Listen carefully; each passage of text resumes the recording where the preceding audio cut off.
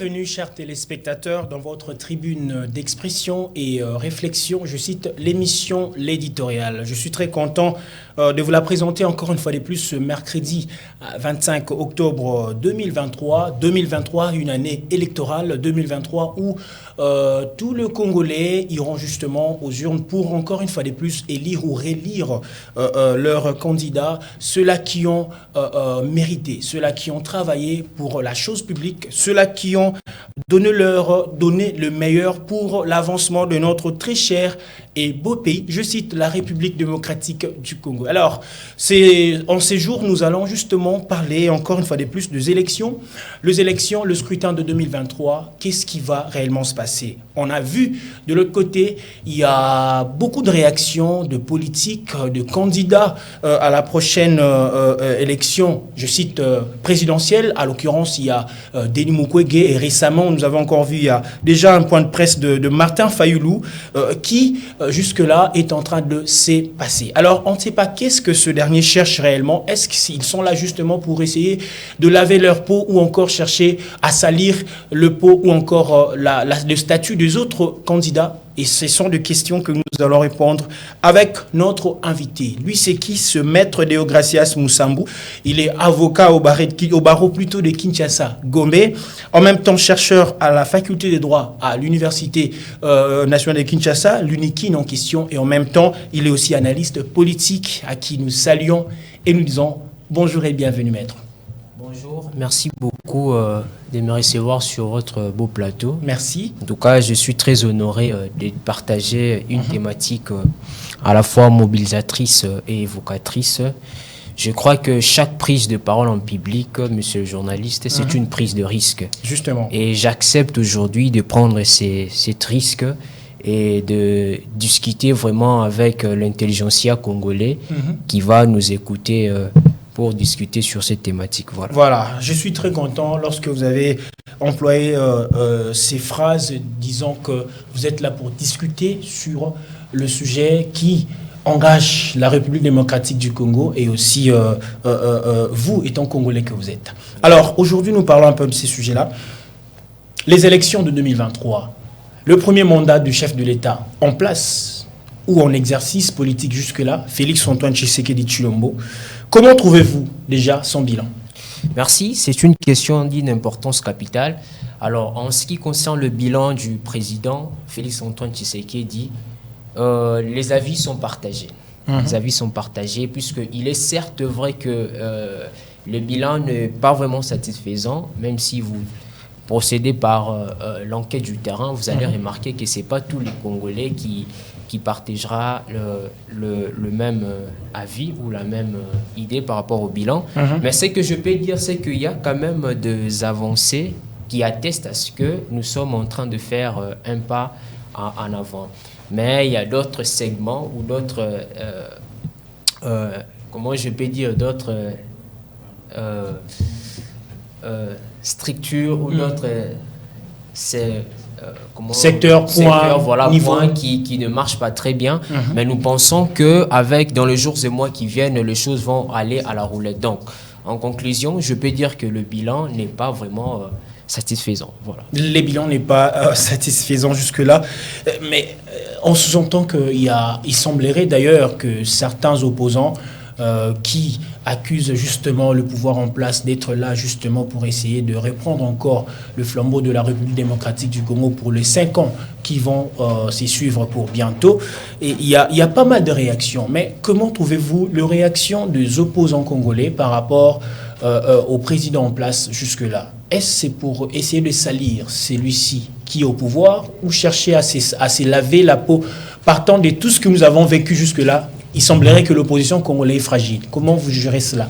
Tout à fait. En fait, ce que je condamne, c'est qu'on ne devrait pas faire l'opposition des nihilismes. C'est-à-dire une opposition de tout refuser. Non. Il est certes vrai que l'opposition est reconnue puisqu'elle constitue le contrepoids dans une démocratie ou dans un état de droit.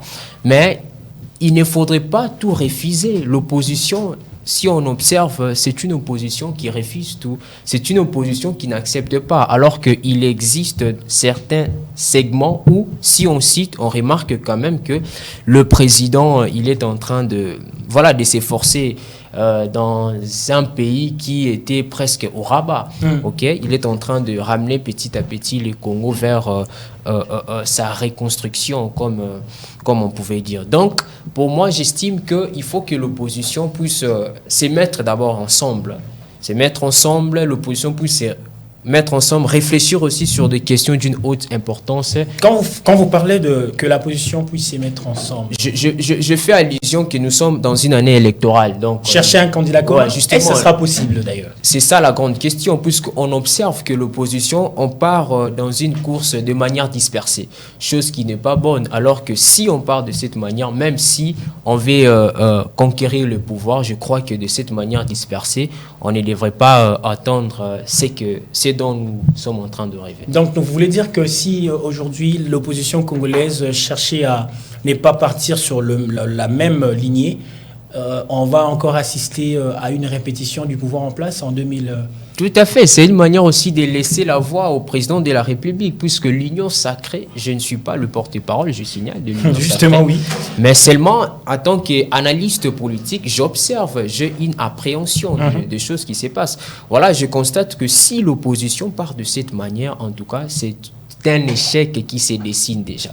Voyez-vous, puisque l'union sacrée a mis au firmament, au summum, un candidat ou une candidature unique à la personne du président Félix Antoine Tshisekedi Tshilombo. Mais du côté de l'opposition, on observe qu'il y a une sorte de fragilisation, un désordre qui se crée, qui ne dit pas mot. Il y a des pics du jour au lendemain. Tel a dit ceci. Il y a des réactions. Oui, ces derniers a dit cela. Il y a des résurgences de mots. Justement, alors ça ne favorise pas la reconstruction de l'État, comme je l'ai dit dès l'entame de mes propos. Voilà. Justement, alors, face à ce que vous venez de dire, le 30 novembre passé, parce que c'est notre sujet d'aujourd'hui, nous avions assisté à l'appel du chef de l'État faisant allusion à la jeunesse congolaise. Et Félix Tshisekedi était déjà face à la jeunesse congolaise. C'était le 22 décembre, le 30 novembre passé, et pas plus tard que le dimanche, nous avions encore assisté à une autre forme d'appel. Nous avions vu le président ou encore le candidat président de la République, je cite Denis Mukwege, qui a eu encore un échange avec le jeune. Comment voyez-vous cela? Vous savez, il y a un auteur, Dimitri Georges Labrosse, justement, paix à son âme, il disait que l'on ne définit pas les contours exacts de chaque concept que l'on emploie. C'est-à-dire indépendance, état de droit, congolité. C'est-à-dire l'homme congolais, lorsqu'on emploie des concepts, tous nous ne regardons pas ces concepts de la même façon. C'est ce qui crée une sorte d'une maladie que d'aucuns qualifient de la polycentricité. Pourquoi je dis ça? Parce que lors de cette sortie médiatique du prix Nobel Denis Mukwege, en fait, on a vu des réactions, des agitations. Il y a certains qui estiment que voilà, il est en train de prêcher sur la question du genre. Pour eux, la question du genre signifie l'installation de l'homosexualité en République démocratique du Congo. Mais justement, on va y revenir. J'aimerais qu'on réfléchisse d'abord, partant de l'appel du chef de l'État, le 30 novembre passé, et celui de Denis Mukwege, faisant appel à la jeunesse. Qu'est-ce que ces deux appels cachent réellement? Pourquoi seulement faire appel à la jeunesse? Oui, justement, parce que la jeunesse est regardée comme étant, comme on dit... N'est-ce pas une partie fragile jusque-là? Non. Elle est regardée, comme on dit, la jeunesse est la relève, l'espoir de demain. L'espoir de demain. Évidemment, il faut investir auprès de la jeunesse. C'est ça, le point convergent de ces deux discours, je peux dire, il faut s'adresser à la jeunesse, parce que la jeunesse doit regarder le Congo comme étant notre patrimoine de demain. Et donc, j'estime que c'est une très bonne manière pour ces deux hautes personnalités de s'adresser à la jeunesse. Mais avec quel discours? Un discours qui, tantôt vous étiez en train de le dire ici, un discours qui a fragilisé beaucoup de Congolais. plusieurs Congolais se sont dit, mais écoutez, de l'autre côté, le chef de l'État faisait appel à la jeunesse, basé plus à la politique, le 30 novembre passé. Et après le dépôt de sa candidature, Denis Mukwege, qui s'est dit revenir avec la notion du genre, qui, pour certains, on sous-entend que c'est quelque chose qui est mal vécu ou encore aperçu dans notre cher et beau pays, la République démocratique du Congo. Avec quel discours faites allusion, faire appel à la jeunesse? Oui, justement, c'est ce que j'étais en train de dire, mais vous m'avez pris la parole à l'arraché. Justement, c'était pour enchérir un peu. Oui, justement. Et donc, je disais que j'ai suivi ces deux interventions ou ces deux discours. Alors, je vais aller de manière pédagogique à pouvoir faire comprendre à la population. Le président Félix Antoine Tshisekedi, il s'est adressé à la jeunesse en donnant l'espoir. J'ai beaucoup aimé sa façon d'interagir avec la jeunesse. Il a laissé la jeunesse puisse s'exprimer pour que aujourd'hui, le jeune puisse avoir aussi le goût de changer ses pays. Et le changement de ces pays va évidemment passer par l'engagement politique. Voilà, à la fameuse question du prix Nobel, puisque cette question a fait couler beaucoup d'encre et de salive. Voilà, c'est une question où les Romains et les Grecs s'empoignèrent. Et donc, lorsqu'il a parlé sur la question de genre, c'est ce que j'étais en train de dire. L'homme congolais ne définit pas le contour exact de chaque concept que l'on emploie. Pour certaines personnes, quand il parle de la question de genre, ça signifie l'installation effective de l'homosexualité. Pour d'autres, quand on parle de la question du genre, c'est que lui-même, il est le représentant. Alors qu'on n'a pas su comprendre quel est le contexte, on n'a pas su comprendre dans les contenus qu'est-ce qu'il veut dire. Moi, j'ai suivi minutieusement ce qu'il a dit. En fait, il faisait allusion, le prix Nobel faisait allusion à l'égalité, entre l'homme et la femme. Il faut aussi se situer dans le contexte. C'est un monsieur qui vit au quotidien l'injustice, qui vit au quotidien la discrimination de la gente féminine. C'est alors qu'il a été primé meilleur. Justement, alors lorsqu'il se place dans des agoras tels que politiques, il ne peut qu'être le porte-voix de ces femmes. Voyez-vous, c'est comme ça qu'il a dit. Il faut placer l'égalité de l'homme et la femme.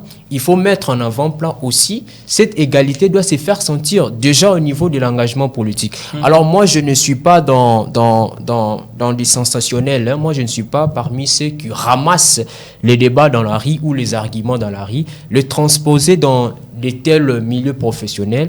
Et le débat, à un moment donné, perd sa qualité.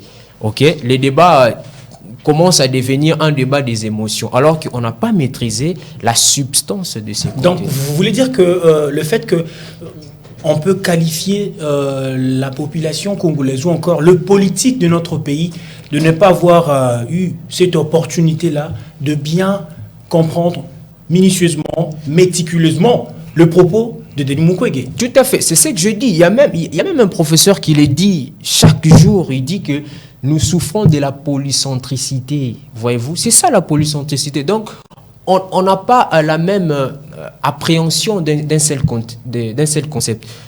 Regardez, observez. Si vous posez la question à un citoyen congolais, voilà, est-ce que vous avez suivi le discours du prix Nobel ou du Denis Mukwege? Il va vous dire oui. Nalandi Ango, ce monsieur est en train de nous dire que non, voilà, il faut tout comme un homosexuel. Et vous posez la même question à une autre personne, il va vous amener dans un autre discours. Donc, ce qui fait que le regard est polycentrique, alors ça crée ce que j'appelle une maladie au sein de la population congolaise. Mais justement, parce que moi, j'ai d'ailleurs lu certains commentaires, il y avait une dame qui a dit que, en tout cas, nous apprécions ce que vous êtes pour nous, étant Congolais. Monsieur Denis Mukwege, vous êtes un patrimoine pour notre pays. Alors, nous suggérons à ce que vous puissiez rester hors la politique, faisant apporter ou porter haut et fort le desiderata de la femme congolaise, mais pas dans la politique. Comment ça expliquer encore cela? Non, justement, à cette dame, je dirais qu'il faut d'abord lire ce qu'il fait dire. Il faut comprendre, il ne faut pas ramasser ce que les hommes politiques... Un intellectuel ou un scientifique aussi, avant de porter son argument, il doit comprendre d'abord le message dans son sanctuaire d'intelligence. Qu'est-ce qu'il veut faire transmettre le message? au fait, je vais vous dire, monsieur le journaliste, si vous lisez le manuel de l'Empire du silence, écrit par Denis Mukwege, vous allez remarquer que c'est une personne qui valorise, au fait, les valeurs africaines. Voyez-vous, c'est un panafricaniste. Un panafricaniste, évidemment. Donc voilà la carence de la lecture, où est-ce que ça amène à l'homme congolais. Si vous lisez l'Empire du silence, c'est même une réponse par rapport à ces Occidentaux, où on l'acquise, voilà, il est les candidats des Occidentaux et tout. Donc moi je me dis, avant d'arriver là, avant de mettre un avis, il faut que nous apprenions d'abord, ne serait-ce qu'à lire les contours et les pourtours de ce qui entoure ces messieurs. Alors, des réactions sont très agitées. Parfois, moi, je comprends et je pardonne. C'est la crise effective de la lecture. Voilà. C'est la crise effective de la lecture, mais cette crise effective de la lecture vient même dans le chef de politique congolais. Tout à fait. Nous avions vu ça avec, que ce soit du côté de la majorité et même certains entre guillemets opposants, qui sont alliés, affiliés à la majorité, qui se donnent le plaisir, le goût du culot justement de pouvoir condamner juste un extrait, mais en lieu et place de pouvoir aller au contour et pourtour du discours. Ouais. Alors, Denis Mukwege dit être engagé dans la cause, dans la course plutôt, à la présidentielle, avec notamment pour objectif de réparer la République démocratique du Congo, selon un article de nos confrères de dépêche.cd. Est-ce que le Congo est-il malade? Mais je vais faire le parole du président Mien. Hein. En fait, je me rappelle une fois le président, je ne sais pas si c'était dans quelle province, il dit, excusez-moi, je vais paraphraser, il dit Mokao et Koufa depuis Kala. Justement. Et donc, à cette parole, il faut comprendre, c'est la résultante d'une conclusion que lui-même, il a eu à constater. Puisque lorsque vous êtes au pouvoir, c'est de là que vous allez comprendre que non, voilà, le Congo souffre, le Congo est malade. Alors, quand le prix Nobel dit qu'il va réparer le Congo, vous m'avez posé la question, une question basée d'une intelligence, que est-ce que Moko évidemment, le Congo est malade. Il suffit de sortir juste ici, vous allez voir que non, ce pays est à redéfinir. Ce pays est à reconstruire. Le pays mérite la redéfinition. Ouais. Avec quel personnel, si je peux me permettre justement de prendre un peu cette conception que le pays, le Congo est un chantier. Avec quel personnel? Déjà, nous assistons à même ceux qui sont au pouvoir. Autrefois, jadis, ils étaient de pierre. Aujourd'hui, ils deviennent de Saint-Paul. Avec quel personnel? Ouais, moi, je me dis la redéfinition de ces pays doit passer par la jeunesse. Puisque si vous observez la classe politique congolaise, elle est animée par des ménopausés politiques. Excusez-moi, ok? C'est fort, ça. Voilà, des personnes qui sont avides, équipées du pouvoir. Ce sont de mêmes noms qui se répètent. Alors que aujourd'hui, la jeunesse doit aussi prendre ses engagements. Voilà pourquoi moi je me dis le président n'est pas très bien entouré. Le président en place? Ouais, le président en place. Puisque ce sont de mêmes personnes que hier on avait vu avec le président Joseph Kabila. Et aujourd'hui, ce sont eux qui sont maintenant des ascenseurs du pouvoir. Donc c'est nomadisme, ou comment on appelle encore nomadisme, la transhumance politique a battu vraiment son plein sur la scène politique internationale. Donc, à votre question, avec quel type de personnel? Avec la jeunesse. Avec la jeunesse et aussi avec quelqu'un qui n'a pas été peut-être dans les affaires. Vous pouvez me poser la question, est-ce qu'il aura l'expérience politique? Si vous parlez de l'expérience politique, c'est qu'on doit piétiner la Constitution, puisque la Constitution offre la possibilité à quiconque qui estime de pouvoir postuler, de se mettre. Si la personne a une vision pour reconstruire ce pays, elle peut oser, comme disait Nicolas Sarkozy. Oh là là. Ça se voit clairement que le Congo, comme vous l'avez dit, est malade. Si on peut aller même, d'ailleurs, pas plus tard qu'hier, il y avait une pluie dans la ville-province de Kinshasa et nous avions assisté à des scènes chaotiques. D'ailleurs, je peux vous informer, il y a téléspectateurs de l'Ancélé, je pense, qui ont eu même à nous envoyer des vidéos qui démontrent, qui attestent réellement que la pluie a fait ravage, pas possible. Oui, mais la ville province de Kinshasa, elle est gouvernée par un gouverneur qui est affilié au pouvoir, mais comment expliquer ces gens de... Vous savez, quand on grandissait, on nous disait après la pluie vient... les bons temps. Mais est-ce qu'au Congo, vous me posez la question, si au Congo, après la pluie vient le bon temps? C'est vraiment ça, oui, je laisse aux téléspectateurs de répondre. Non, mais vous êtes quinois congolais. Vous êtes là, ça ne vient pas. Après la pluie ne vient pas du bon temps, comme on dit au Congo. Pourquoi? Parce que moi-même, je viens de la commune de Matete. En tout cas, il suffit de voir comment est-ce que les routes sont devenues. Vous allez dire que non, ici, il y a l'absence totale de l'État. La commune de Matete, je vais profiter aussi pour dire, c'était une commune hier, asphaltée, une commune vraiment que le blanc nous avait très bien laissé. Mais allez voir aujourd'hui cette commune, vous allez remarquer que non, il y a l'absence totale de l'État. Il y a l'insouciance de la part des autorités tant nationales, provinciales ainsi que locales. Ok. Voilà. Alors, faire face à la jeunesse congolaise pour ces scrutins de décembre, mais qu'est-ce que cela veut dire réellement? Faire face à la jeunesse congolaise. De l'autre côté, le chef de l'État, Félix Antoine, était face à la jeunesse, a pris son discours devant cette jeunesse.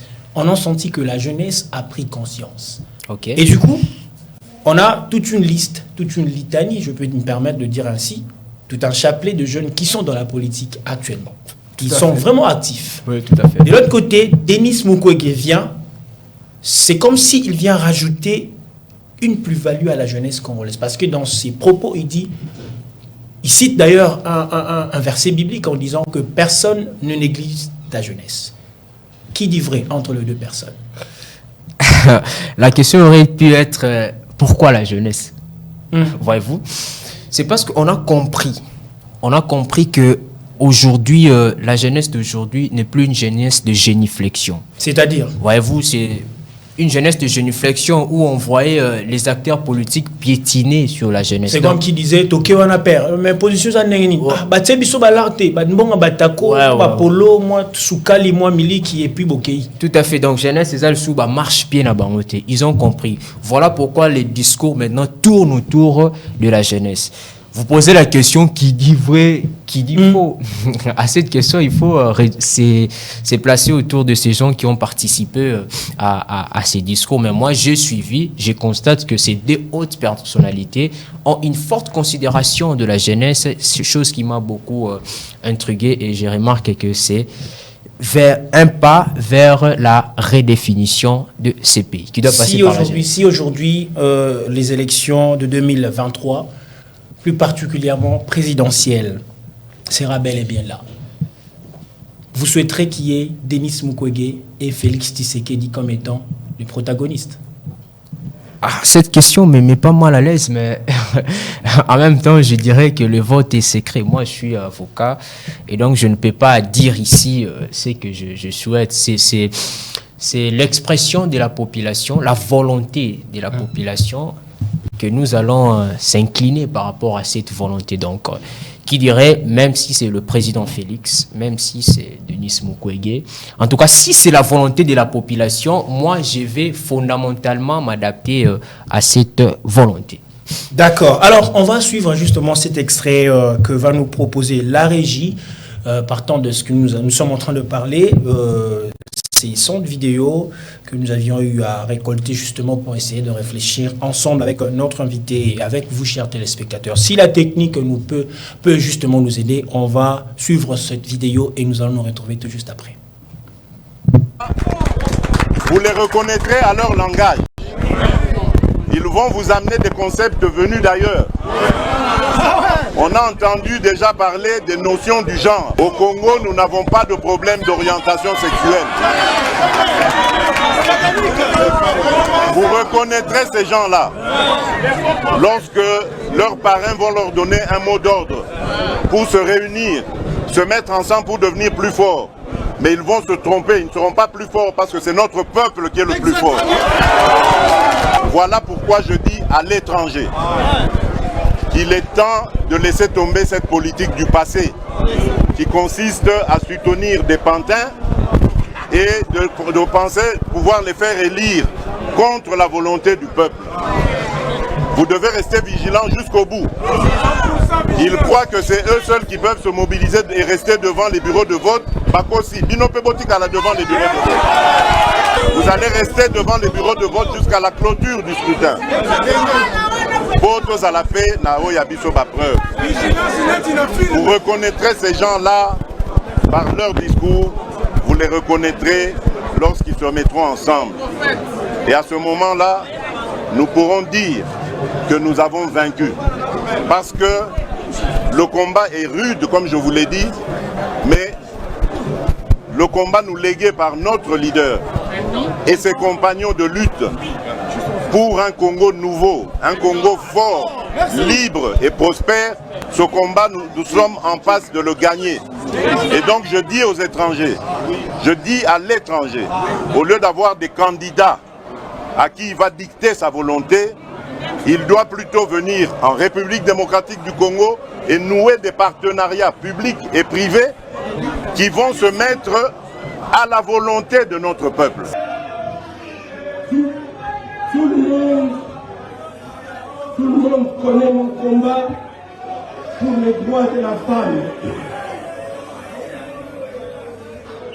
Et c'est pour moi le combat essentiel dans notre société où la femme est souvent reléguée à la dernière place dans l'attribution des responsabilités dans la gestion de la société. À formation égale et à responsabilité égale, hommes et femmes doivent prétendre au même traitement et à une égalité salariale et une considération similaire. Il est donc nullement question de sexualité comme l'ont prétendu certains esprits qui ne manquent pas d'occasion pour mentir. Est-ce d'une mauvaise source peut jaillir de l'eau potable? La réponse est non. Chers compatriotes, le modèle d'hygiène dont nous avons besoin pour réparer notre pays et le rendre viable est défini par un grand penseur du 1er siècle qui dit, je le cite, que personne ne méprise ta jeunesse, mais sois un modèle pour les fidèles en parole, en conduite, en charité, en foi et en pureté. Voilà, de retour sur ce plateau, maître. Merci à la régie pour cet élément. On a vu, ensemble avec vous, c'est quoi? C'est comme si on assistait à la réponse entre les personnes. Tout à fait, à la réplique, tout à fait. Alors, je dirais que la population puisse décider, que la population puisse décider, puisque c'est la volonté populaire ou la volonté du peuple qui fera en sorte que nous ayons soit le président Félix Tshisekedi, qui normalement il est dans ses droits de pouvoir postuler, puisque le président est élu une seule fois avec un renouvellement du mandat, et aussi le prix Nobel qui a tenté l'aventure. On va voir ce que la population va décider. On va voir ce que la population va décider. Mais Félix Tshisekedi, dans ses propos, il dit tantôt, il cite quelques points tellement sensibles. Il était vrai et puis véridique et puis direct en citant leurs parrains, c'est-à-dire les Occidentaux. N'est-ce pas une sorte de mettre un peu, de chercher une guerre? Oui, justement, je vous ai dit, en fait, moi, j'étais en train de lire, lorsque vous m'avez envoyé le sujet, j'étais en train un peu de palper du doigt ce que c'est, en fait, le contour de votre thématique. Je vous ai dit, je suis tombé sur un article intitulé « Empire du silence », écrit par le docteur Denis Mukwege. En fait, il y a une phrase où il dit « Il faut s'occuper de la République démocratique du Congo » avec tout ce qui s'y passe à l'est de la République. Alors, je me suis en train de poser la question, si réellement il est le candidat de ces Occidentaux, c'est qu'il s'est contredit par rapport à ce qu'il a écrit lui-même. Il a écrit l'Empire du silence. Vous voyez? Et donc, il est certes vrai que le Congo, c'est ces pays où tout le monde a les yeux braqués sur notre pays. Aussi, on fabrique des candidats. Des candidats de ces gens-là qui viendront évidemment avec des discours que moi, je ne sais pas. Mais je n'aimerais pas que le débat tourne autour des candidats des étrangers. Non, j'aimerais que le débat tourne autour du résultat. Parce que Félix, le président actuel, dit tantôt que vous reconnaîtrez ces gens-là par leur discours, oui. Et aussi le candidat des étrangers. Oui, oui, tout à fait. Et donc, c'est ça même la question, en fait. Moi, je n'aimerais pas ou je ne souhaite pas que le débat puisse tourner autour des étrangers. Non, puisque le Congo nous appartient tous. Ok, c'est notre patrimoine de vivre collectif. Alors, il faut que le débat tourne autour du résultat, de ce que nous avons fait et de ce que l'autre pense. Je félicite un autre candidat, à la personne de Denis comment il s'appelle? Denis Sessanga. Il a exposé sa vision intitulé le redressement de la RDC. Moi, je félicite. Sans pour autant aller dans des discours personnels. Tout à fait. Alors, le débat doit tourner autour de la vision. Le débat ne doit pas tourner autour des pics que un tel a fait ceci, l'autre réplique. Est-ce qu'on est en train d'assister à cela entre le chef en place justement, on assiste à une forme de théâtralisation qui ne dit pas mot, à une forme d'une marionnette, à une forme, excusez-moi pour le terme, de l'épithémo de toute l'humanité. Donc, ce sont des réactions épidermiques qui proviennent de ces deux personnes et qui font en sorte que la République démocratique du Congo est sous le projecteur. Justement, donc... dans le mal. Ouais, il ne faudrait pas enflammer la République de cette manière, non. Il faut exposer sa vision, comme ça, les esprits avertis vont comprendre que non, c'est celui-ci a une telle vision et l'autre en a une telle, tu vois un peu. C'est ce qu'a fait Denis Sessanga. Mais pourquoi pas le chef de l'État en place n'a pas pu chercher à venir avec un discours qui, je peux dire, démocratique, en lieu place de pouvoir mettre encore de l'huile dans le feu. On peut le taxer comme ça, parce que le fait de citer cela, ça prouve à suffisance que Denis Mukwege venait répliquer. Oui, tout à fait. Non, mais il faut pas se placer dans cette posture. Hein. Vous risquerez de vous perdre en conjoncture. Là, il se regarde comme un candidat. Ok, c'est tout à fait normal qu'il prenne cette posture. Voyez-vous, mais quand il va rentrer, juste après le dépôt de sa candidature, il sera revêtu maintenant de cette casquette du président de la République. Donc, en tant que candidat, moi, je lui accorde le bénéfice du doute. Voyez-vous, de dire ces discours, puisque nous sommes dans cette compétition, il faut normalement qu'il y ait... Mais est-ce que c'était les moments opportuns? C'est ça la question. C'est là justement, c'est là où on condamne. Le moment n'était pas propice, mais en tant que candidat, on peut, vous avez cette liberté de dire de tels propos. Alors, du côté de Denis Mukwege, lui, il dit, ne suivez pas ces personnes de faible esprit. Qu'est-ce qui se passe? Il se passe un combat, c'est un combat. Et donc, qui sera tranché par la population. Ce combat sera tranché par la population et tous nous serons exposés par la sanction de l'histoire. Qui sera exposé par la sanction de l'histoire? Soit le président ou soit le prix Nobel. Donc, la population reste et demeure la seule arme qui va trancher ces guéguerres entre ces deux hautes personnalités. Espérons que ça va vraiment, et ce feu va s'éteindre, parce que là, on présume qu'il y a quelque chose qui ne marche pas, quelque chose ne va pas jusque-là, parce que avec de tels propos, ça touche un peu la sensibilité de la population. Tout à fait. Et surtout avec le propos de Denis Mukwege qui dit ce sont de faibles esprits, ils n'ont pas bien compris ce que je voulais dire. C'est comme s'il leur disait de retourner faire la bonne lecture de la vidéo de mes propos. Tout à fait, tout à fait. C'est le retour en l'envoi de ce qu'il a dit de sa sortie médiatique. Alors, justement, avec cette affaire des élections, on sous-entend, on présume qu'il y a des enjeux politiques très, très énormes. Quels sont ces enjeux politiques que le candidat président de la République, justement, peut faire face à cette période électorale? Bon, comme vous avez dit, les enjeux politiques sont vraiment énormes. En tout cas, il faut regarder beaucoup plus la place de la population. OK? Les enjeux sécuritaires aussi, il ne faut pas échapper à ça. Justement, parce qu'il faut qu'on se les dise vrai. Il y a même, je rappelle, aujourd'hui, on peut déjà assister à 105e jour, au 105e jour déjà depuis que Chéribin Okende nous a laissés. Tout à fait. Il y a du côté de l'est du pays, il y a les Ouazaleno qui sont entrés, là, les Mobondo qui sont tellement nombreux. On s'est dit, mais est-ce que cette partie de l'est va encore être mise de côté? C'est ça, donc c'est ça aussi. En même temps, nous sommes confrontés entre le texte et la réalité.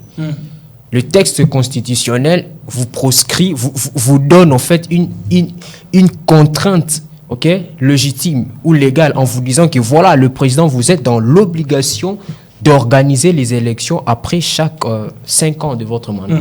Et en même temps, il y a aussi la réalité politique qui fait que voilà, la situation sécuritaire ça, il faut le dire, ne permet pas qu'il y ait... C'est un grand défi. Ouais, c'est un grand défi. Qu'il y ait élection. Alors, entre ces défis, qu'est-ce que nous pouvons faire entre le respect du texte constitutionnel ou la réalité politique? Mais qu'est-ce qu'il faut faire réellement? Moi, en tant que légaliste, je vous dirais il faut respecter le texte. Parce que la Constitution, c'est elle qui nous met ensemble. Alors, je ne souhaiterais pas aussi que cette partie de la République puisse être abandonnée à leur propre merci, non? Parce que justement, certains opposants disent que le fait de ne pas aller aux élections, on risquerait d'aller au glissement. C'est ce que les opposants ne veulent pas jusque-là. Et si en respectant le texte, il ne faudrait pas que ça cloche un peu?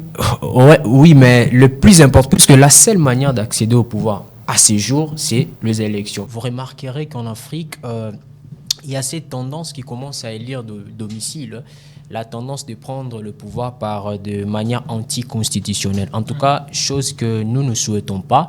Voilà pourquoi j'étais en train de dire avec insistance, j'allais dire avec emphase, que la seule voie de pouvoir accéder au pouvoir, ça doit passer par les élections. Voilà. Doit passer par des élections. Et justement, c'est vrai, les élections, mais tantôt vous étiez en train de dire qu'il y a plusieurs défis qui peuvent faire en sorte que les élections puissent avoir un peu des retenues, qu'il y ait un peu de tendance. Vous êtes un prophète de malheur. En tout cas, non, je ne suis pas un prophète de malheur, mais je suis en train justement de réfléchir. Ok. Alors, la CENI est là.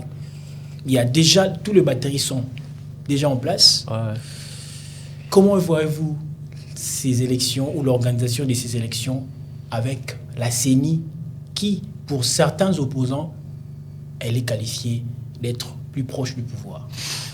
Oui, en tout cas, moi je me dis, nous marchons déjà, nous avançons déjà vers... Le 19 novembre déjà, il y aurait début de campagne. Voilà, faire ces discours, moi je me dis, ça nous fait reculer. Donc c'est le rétro-pédalage. Donc il ne faut pas voir le diable partout, mais il faut regarder les choses dans une direction très très bonne. En tout cas, pour ces opposants-là qui estiment que la CENI, elle est proche du pouvoir, ce sont des discours, ce sont du déjà vu, déjà entendu, c'est ce qu'on attend toujours. Moi, je me dis, je réitère encore avec mes propos, la seule manière de pouvoir faire, passer ou faire quitter le président, c'est par le voie des élections. En tout cas, il faut aussi qu'il y ait transparence. J'ai entendu un juriste qui disait tantôt que non, voilà, en ce qui concerne la transparence en matière électorale, le droit positif congolais ne définit pas en fait cette transparence, tout en ignorant qu'il existe la déclaration de principe d'observation internationale et de la conduite en matière électorale. En fait, cette déclaration, vous allez constater que la RDC, déjà, nous sommes partie prenante. Et cette déclaration met en lumière la population. Donc, il faut qu'il y ait l'observation, il faut qu'il y ait vraiment un regard qui va permettre à ce que les élections puissent être transparentes ainsi que crédibles pour que lorsqu'il y aura publication, qu'il n'y ait pas de frustration. Malgré tout ça, malgré les observations, on assiste toujours en RDC, il y a toujours des réclamations. Ouais, c'est tout à fait normal. C'est comme qui dirait un professeur, il existe toujours la vérité des urnes. Même après la publication, il existera toujours cette vérité des urnes. Cette notion devient un peu très intéressante. Il faut en faire même un livre, la vérité des urnes. Denis Mukwege n'est n'était pas là justement pendant son discours pour recadrer Félix Tshisekedi. Ouais, c'est comme une réponse. Hein. C'était comme une réponse, un recadrage par rapport à ce qu'a dit le président. Donc nous observons, nous les chercheurs, les observateurs, les analystes, nous observons vraiment avec prunelle d'œil, comme on dit, tout ce qui va se passer. Tout ce qui va se passer, et les analystes, les chercheurs sont en train justement d'observer à l'œil la tenue du scrutin de 2023 en République démocratique du Congo. 2023, année électorale. Qu'est-ce que vous direz à tous les candidats, que ce soit ceux-là qui sont pour les élections municipales, provinciales et locales et encore présidentielles? Vous avez la caméra devant vous. Que direz-vous à ceux-là? Voilà, merci beaucoup pour votre question. Je vais d'abord commencer au niveau des élections municipales. C'est une innovation que je félicite énormément le président de la République, puisque ces élections, il ne faudrait pas la négliger. Pourquoi? Parce qu'elle permet à ce que nous puissions faire sentir l'autorité de l'État au niveau municipal. Au niveau de nos quartiers, il y a des problèmes en fait. Alors ces élections permettent aussi de pouvoir donner la voix à celui qui va être le porte-voix au niveau peut-être au niveau communal et tout. Donc je dirais à ces jeunes-là de prendre cet engagement, de pouvoir compétir pour que au niveau du bas de l'échelle, nous puissions aussi faire sentir les autorités étatiques. Alors au niveau présidentiel ou au niveau national, donc voilà, je dirais à ces candidats, il faut regarder le Congo comme étant notre mère nourricière. C'est le Congo qui est notre patrimoine. Nous avons que ces pays. Alors, il est temps que nous puissions mettre de côté tous nos différends pour que la seule ambition ou le seul objectif, ça doit être la construction de ces pays. Ces pays, c'est un pays, comme disait Patrice Emery Lumumba, Congo, terre d'espoir, Congo, notre mère patrie. Il faut vraiment bien la prendre en charge, il faut la construire, il faut vraiment que les filles et fils de cette République puissent bénéficier de ces richesses innombrables. Voilà. Voilà, il faut que les fils et filles du Congo puissent bénéficier de ces richesses innombrables que regorge la République démocratique du Congo. Merci, Maître Deogracias Moussambou, d'avoir accepté notre invitation. Merci. Et merci aussi à vous, chers téléspectateurs, et à la grande équipe technique. Alors, nous allons finir justement cette émission éditoriale avec cette page rose, tout en souhaitant un heureux anniversaire ensemble, justement, avec Papa Willy Kangofo. Nous souhaitons un heureux et joyeux anniversaire à Madame, à sa fille d'ailleurs, Madame Filtani Kangafo. Plein succès, longévité, bénédiction à vous. Cet anniversaire, c'est un jour très intéressant pour vous. C'est de la part de votre papa, Papa Willy Kangofo, qui vous aime énormément. Et nous, d'IRC Info Télévision, ensemble avec l'émission L'éditorial, nous vous souhaitons encore une fois de plus heureux joyeux anniversaire. Maître, vous avez quelques salutations à faire? Oui, merci beaucoup. J'aimerais saluer un ami, en tout cas un frère, qui fait partie aussi de la construction de ces pays. Il aide la jeunesse où je suis. C'est vraiment un ami pour moi, à la personne de José Elibo. Okay? C'est vraiment un ami qui nous soutient par moments de manière spirituelle, financière aussi. En tout cas, salutations à toi, mon ami et frère. Nous vous aimons beaucoup. Merci. Voilà, cette émission est pratiquement terminée. Il faut qu'on finisse avec cette phrase. Il faut regarder ces grands Congo comme étant notre mère patrie. Que Dieu bénisse la République démocratique du Congo et que Dieu bénisse le grand Congo, je cite, la République démocratique du Congo. Au revoir.